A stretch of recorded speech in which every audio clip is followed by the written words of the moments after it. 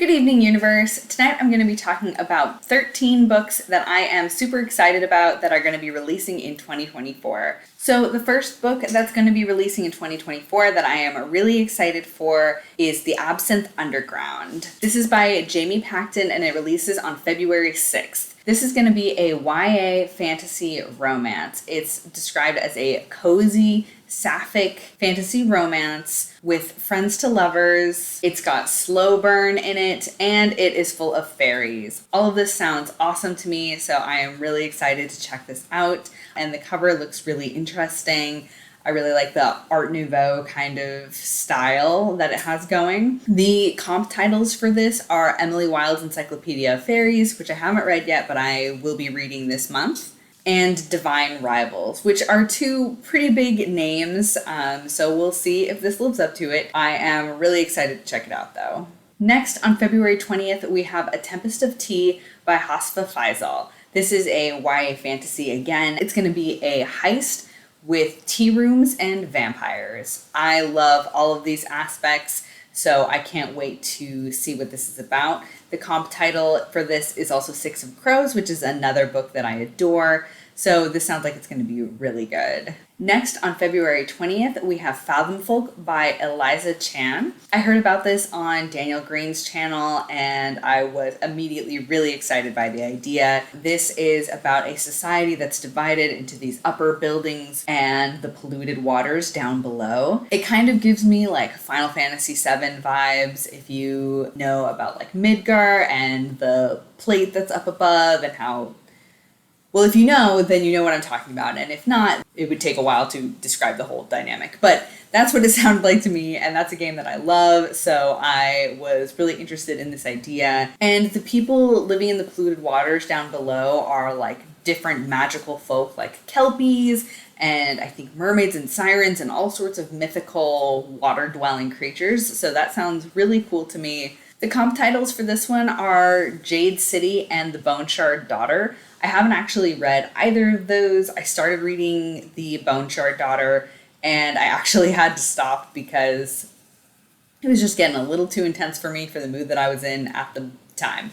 But I do intend on picking that back up, and I'm also very excited for Fathomfolk. Also on February 27th, we have Where the Dark Stands Still by A.B. Poranek. And this one is a gothic fantasy romance about a girl who knows how terrible magic is, and so it is really bad when she unleashes some of her own. So then she gets taken by this demon warden of the spirit wood, and he takes her to his crumbling, collapsing manor, where if she works for him for 1 year as his servant, then she will get one wish, presumably to get rid of her magic. The setting sounds really interesting and engaging, so I'm really excited for this book. Next up is the book that I'm probably most excited for coming out in 2024, and this is Kindling by Traci Chee.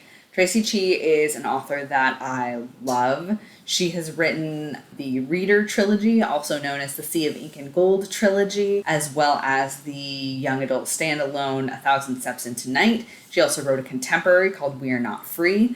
I absolutely love her works. The Reader trilogy is definitely a favorite of mine, and so is 1,000 Steps Into Night. I think she does a fantastic job with whatever she writes. So when I heard that she was going to be coming out with a new book, I was already really excited, and then I read the synopsis for it and I got even more excited. What this is about is basically it's a retelling of The Seven Samurai, and it's going to be a YA fantasy standalone, and it will follow 7 young warriors in a post-war setting, and they're all preparing for one final battle while also trying to make meaning in a world that no longer needs them. This sounds fantastic to me. It sounds like it's going to be so sad. She put out a list of like her books and how sad they were, summarized with heart versus broken heart emojis. Out of 3 broken hearts, this one is 3 broken hearts. So I'm really excited for that. I think it's going to be devastating and gorgeous, and I just can't wait for it to come out. Quick update, the release date for Kindling has actually changed. It will now be releasing on February 27th, so 1 week earlier. Also on March 5th is The Prisoner's Throne by Holly Black. This is the second book in her new duology following Oak and Wren.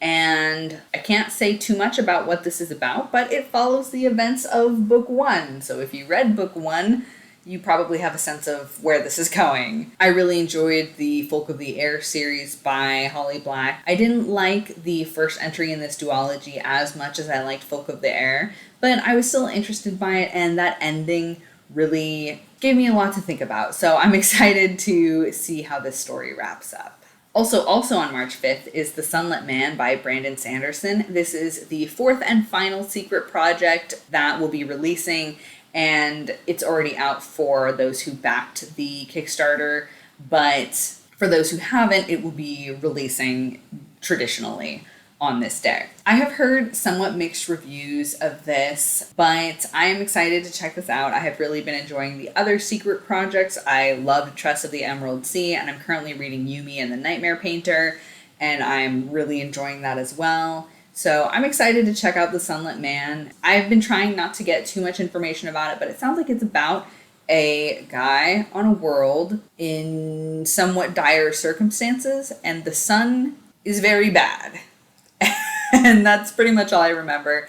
That is the plot of this. So we'll see how it goes, but I'm excited to check it out. Next up is The Familiar by Leigh Bardugo. This will be releasing on April 9th, and this one's going to be an adult historical fantasy. This is about a young maid with magical powers who gets involved in more magical goings-on and then gets known for her abilities, which is dangerous. That is pretty much all I know about it, but it sounds intriguing, and I'm interested to see how Leigh Bardugo does in the adult sphere. I wasn't really interested in Ninth House or Hellbent, so I'm excited to check this one out. Next is To Gaze Upon Wicked Gods by Molly X. Chang, and this is releasing on April 16th. This has an enemies to lovers dynamic in it, as well as a main character with the power of death, who might become an assassin for an enemy prince in order to make a better world.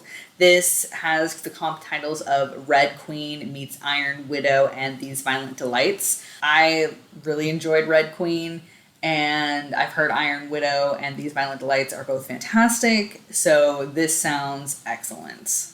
Then on April 23rd, Song of the Six Realms will be released. This is by Judy I. Lin, who also wrote A Magic Steeped in Poison.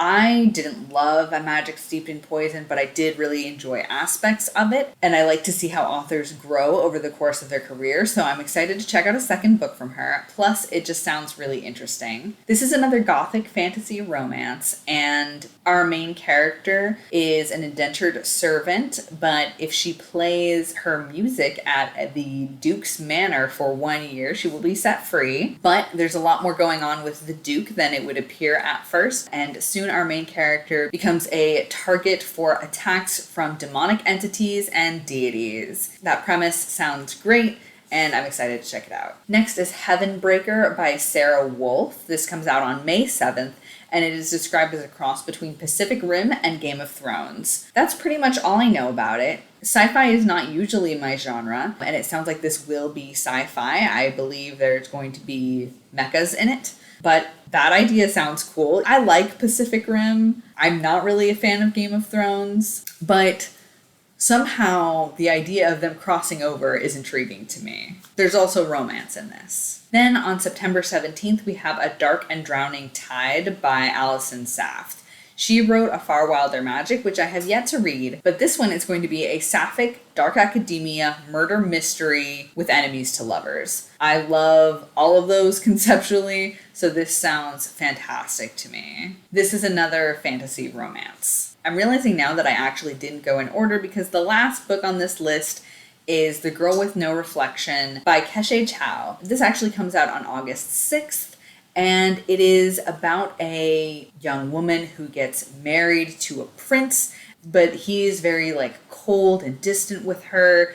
But she discovers another world inside of her mirror with a mirror version of everybody in it, including the prince. But his mirror version, the reflection version of him, is completely different from his regular counterpart. This one is warm and welcoming and lovely, and there are lots of mysteries surrounding this mirror world that our main character has to unfold. This sounds really cool, and I love the idea of a mirror realm with different versions of people. And so I'm really excited to read this when it comes out. I did not do a great job of reading the books that I was excited to read this year, like actually in this year, but I'm hoping to do some catch up in December, and we shall see how it goes next year. Hopefully a little bit better. And just because I want to manifest this happening, I also hope and believe in my heart